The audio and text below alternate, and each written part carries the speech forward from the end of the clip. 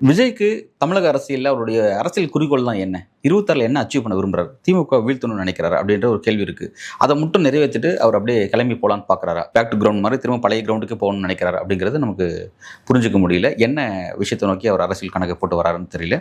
2வது பார்த்தீங்கன்னா, இந்த மாதிரியான ஒரு விஜயோட அரசியல் வலதுசாரி தன்மையானது. அது வலதுசாரின்னு கூட சொல்ல முடியாது. ஏன் அப்படின்னா வலதுசாரி அரசியல் பாஜக அரசியல் நம்ம பார்க்குறோம்.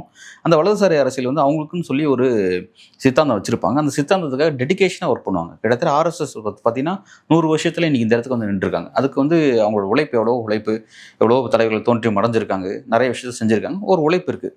இவர் ஒரு இடதுசாரி கேட்டகரியும் கிடையாது. இவரு வலதுசாரி கேட்டகரின்னு நம்ம சொல்ல முடியாது.